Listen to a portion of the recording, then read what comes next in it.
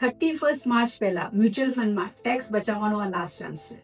થોડું smart planning કરો અને કેપિટલ ગેઇન પર તમે 0 ટેક્સ ભરો.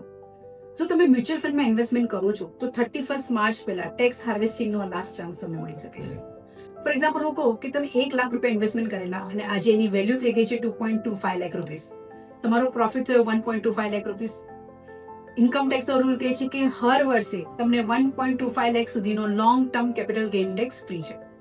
એટલે તમે 2.25 લાખનું જો રિડમ્પશન કરો તો તમને ટેક્સ આવશે 0 અને આને ફરીથી ઇન્વેસ્ટમેન્ટ કરો એટલે આને કહેવાય છે ટેક્સ હાર્વેસ્ટિંગ.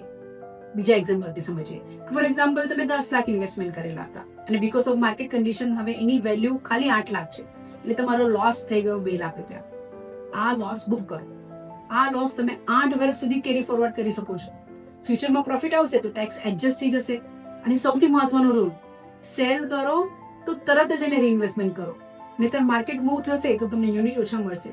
ફોર એક્ઝામ્પલ 3 દિવસ પહેલા તમે 100 યુનિટ વેચાતા અને આજે માર્કેટ ઉપર થઈ ગઈ તો તમને ખાલી 98 યુનિટ મળ્યા. એટલે જે બી કરો એ પ્લાનિંગ સાથે કરો. અને એક વાત યાદ રાખો, જ્યારે મ્યુચ્યુઅલ ફંડમાં તમે રિડમ્પશન કરો છો તો પે આઉટને આવતા 2-3 દિવસ લાગે છે. માર્ચ એન્ડમાં હોલિડે આવે છે. લાસ્ટ ડે સુધી વેઇટ ન કરો. તમને પણ આવા ટેક્સ હાર્વેસ્ટિંગ વિશે સમજવું છે તો મને મેસેજ કરો ટેક્સ, મારી ટીમ તમને સમજાવશે ટેક્સ હાર્વેસ્ટિંગ વિશે.